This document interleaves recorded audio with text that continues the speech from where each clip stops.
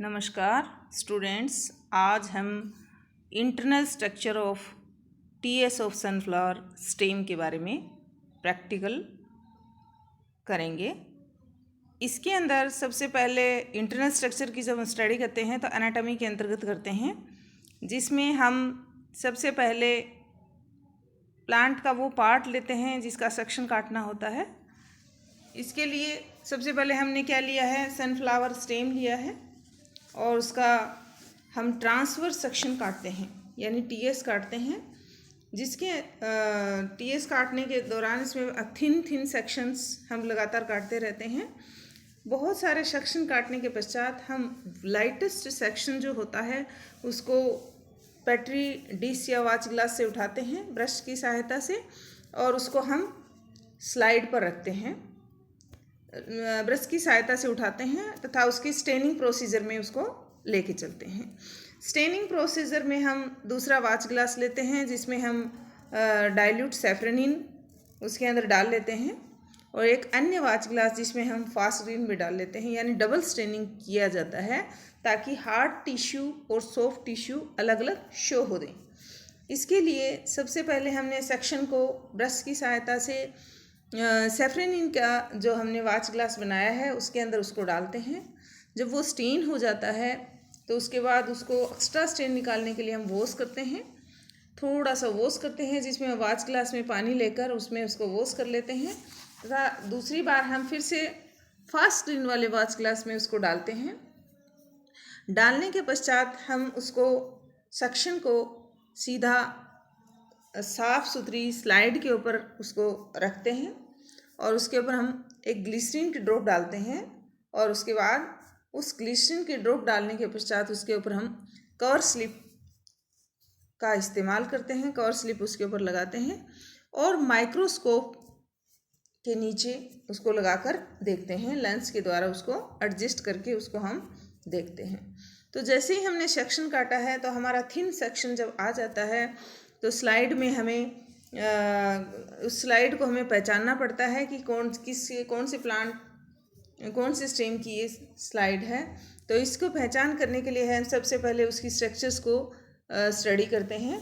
तो यहाँ पर आप स्ट्रक्चर जैसे आपने सेक्शन काटा तो डायग्राम में आप देख ही सकते हो, इस तरह की स्ट्रक्चर इसमें दिखाई देंगी, जिसमें एक आउटलाइन डायग्राम होगा जो कि गोल आपको दिखाई दे रहा है, जिसमें सिर्फ और सिर्फ सेक्शन की आउटलाइन ही शो हो रही है, सेल्स इसमें क्लियर नहीं है। दूसरा एक डायग्राम है जिसमें हम ए पार्ट ऑफ सेलुलर डायग्राम यानी एक पार्ट है, पूरे सेक्शन का एक पार्ट है जिसमें सेल्स को भी दिखाया गया है, सभी कोशिकाओं को भी क्लियरली दिखाया गया है। तो यहाँ पर इस सेक्शन में हम क्या देख रहे हैं, सबसे पहले हमें ऊपर दिखाई दे रहे हैं मल्टी सेलुलर हेयर्स, जो हेयर लाइक स्ट्रक्चर्स जहाँ पर दिखाई दे रही हैं, यानी जिनको हम ट्राइकोम्स भी बोल देते हैं, यानी यहाँ पर एक सेल से नहीं बने हुए बल्कि बहुत सारी सेल से मिले हुए हैं, इसलिए इनको हम बोल देते हैं मल्टी सेलुलर हेयर यानी सूट हेयर यानी ट्राइकोम्स। तो ये आपको क्लियरली इसमें शो हो रहे हैं। तो आपको डायग्राम आपका इस तरह से स्लाइड में आपको दिखाई देगा। फिर उसके बाद जस्ट इसके नीचे है क्यूटिकल, थिन क्यूटीन से बनी हुई लेयर पाई जाती है जिसको हम क्यूटिकल बोलते हैं। अब उसके अलावा जस्ट इसके नीचे है एपिडर्मिस की आउटर मोस्ट लेयर जो होती है। अब एपिडर्मिस की सेल्स जो हैं इसमें पैरेनकाइमेटस हैं, तो हम इसको थिन वॉल्ड सेल्स बनाते हैं। पैरेनकाइमा की बनी हुई सिंगल लेयर है, ये प्रोटेक्टिव लेयर है और ये इलोंगेटेड कॉम्पैक्टली लंबी कॉम्पैक्टली रेक्टेंगुलर सेल्स के अरेंजमेंट से बनी हुई है, सिंगल लेयर्ड है और इसमें क्लोरोप्लास्ट नहीं पाए जाते और स्टोमेटा मल्टीसेलुलर हेयर इसके अंदर पाए जाते हैं और थिन क्यूटिकल इसके ऊपर प्रेजेंट होती है।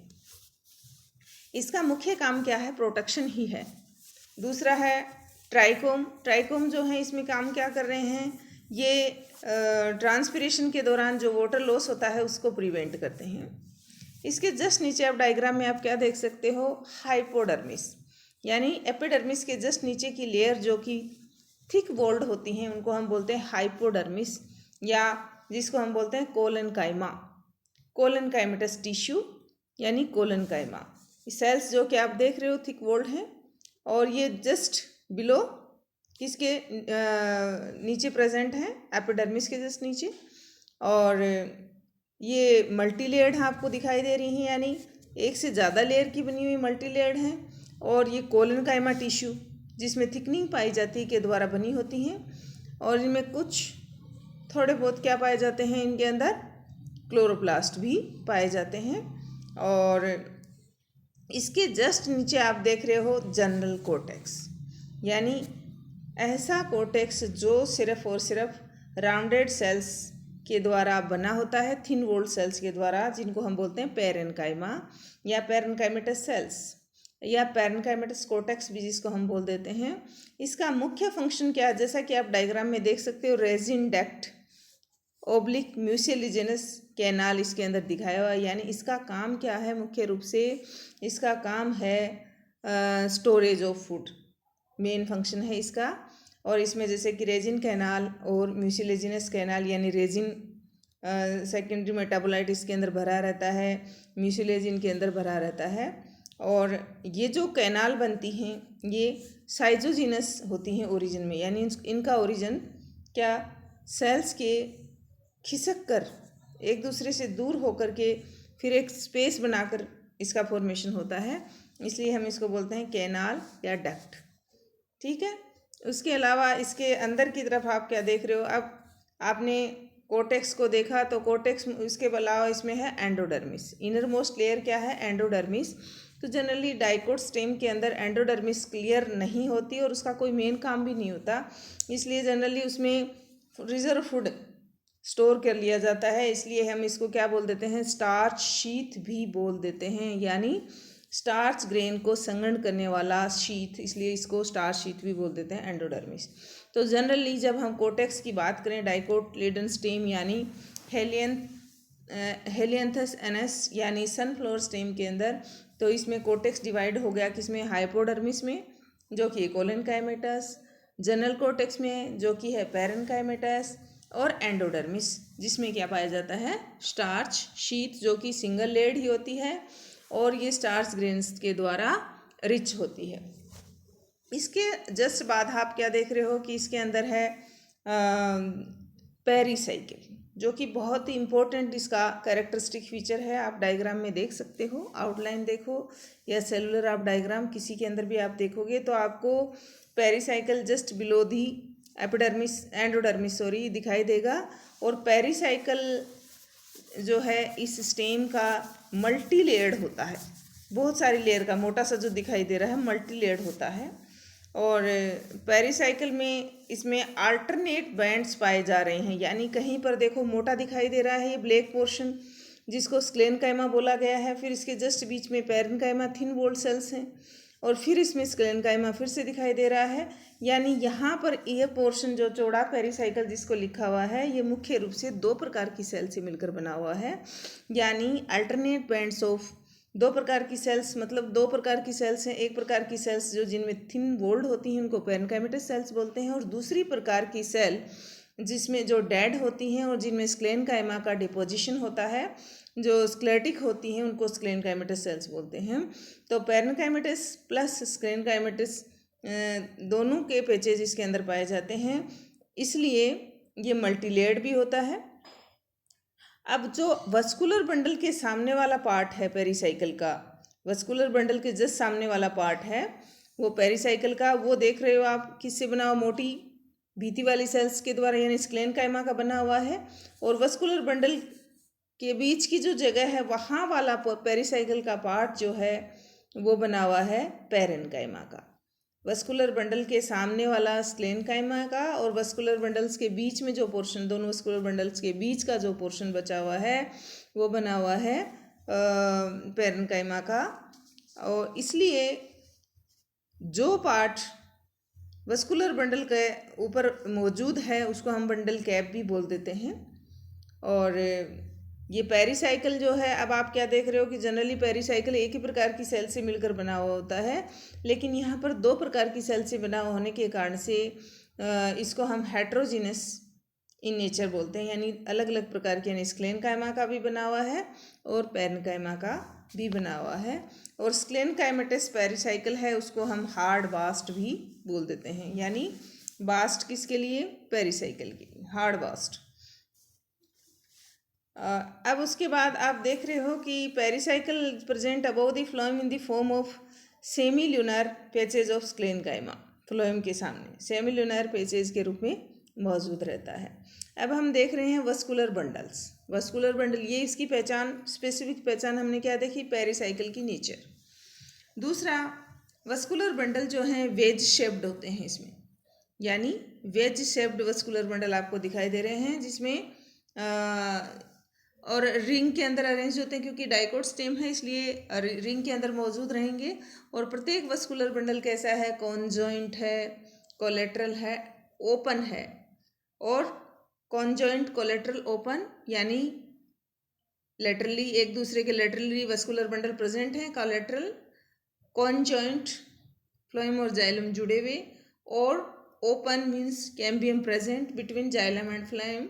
और जाइलम कैसा है इसमें, क्योंकि आप देख रहे हो कि ये जो रेज जो हैं, यानी मतलब वेसल्स जो हैं वो बाहर की तरफ से, यानी मेटाजाइलम क्या पाया जाता है, बाहर की तरफ पाया जाता है, और प्रोटोजाइलम सेंटर की, यानी छोटे छोटे प्रोटोजाइलम बन रहे हैं और बनते हुए बाहर की तरफ बड़े होते हुए मेटाजाइलम में फॉर्म हो रहे हैं। यानी कहने का मतलब प्रोटोजाइलम सेंटर की तरफ है और मेटाजाइलम पेरिफेरल पोर्शन की तरफ है। इसलिए ऐसे वस्कुलर बंडल्स क्या कहलाते हैं, वस्कुलर बंडल में जाइलम कैसा होता है, इंडार्क होता है, यानी प्रोटोजाइलम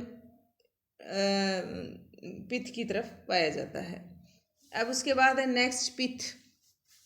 पिथ जो है वो उसमें वेल डेवलप्ड लार्ज आपको दिखाई दे रही है, आउटलाइन डायग्राम में आप इसको देख सकते हो। वेल डेवलप्ड रीजन है और इसमें spreading from ring of vascular bundle to centre, vascular bundle की रिंग से लेकर सेंटर तक यही फैला हुआ है। और इस रीजन की सेल्स जो होती हैं वो भी आप क्या देख रहे हो, पतली भित्ति वाली हैं, इसलिए क्या है, पैरेन्काइमेटा से है। यानी ये रीजन किससे बना हुआ है, पैरेन्काइमा से बना हुआ है। और फिर इसके बाद आप क्या देख रहे हो, पिथ का वो पार्ट जो वस्कुलर बंडल्स के बीच से आगे की तरफ जा रहा है उसको हम बोलते हैं पिथ रे या मेडुलरी रे। और रे का मुख्य फंक्शन क्या होता है, पिथ रेज का है, जाइलम रेज का है, फ्लोएम, उनका मुख्य फंक्शन क्या होता है, रेडियल कंडक्शन, यानी फूड और वाटर का रेडियली कंडक्शन करना ही इनका काम है। तो इस प्रकार से हमने क्या किया है, प्रैक्टिकली इसको कैसे किया है, हमने इसका सेक्शन काटा, उसकी डबल स्टेनिंग की और माइक्रोस्कोपिक स्टडी उसकी की। तो हमें इन पॉइंट्स के आधार पर हमने क्या कंक्लूजन निकाला कि एक डाइकोट स्टेम है, क्योंकि इसमें वस्कुलर बंडल रिंग में पाए जाते हैं। और स्टेम है क्योंकि इसमें हेयर्स जो होते हैं वो मल्टीसेलुलर हैं, और इस हेयर मल्टीसेलुलर हैं। और इसके अलावा इसमें जाइलम जो है वो इंडार्क है।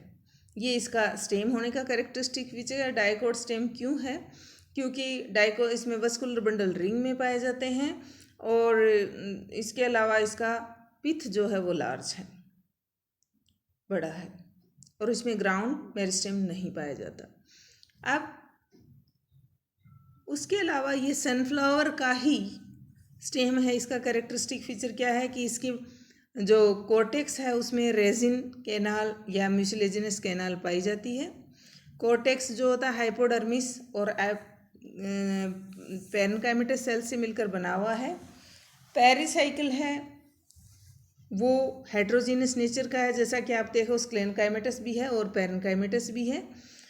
तो इन लक्षणों के आधार पर हम कह सकते हैं कि ये सूरजमुखी का स्टेम है, यानी हेलियंथस एनस का स्टेम है, जिसकी एनाटॉमिकल स्टडी की।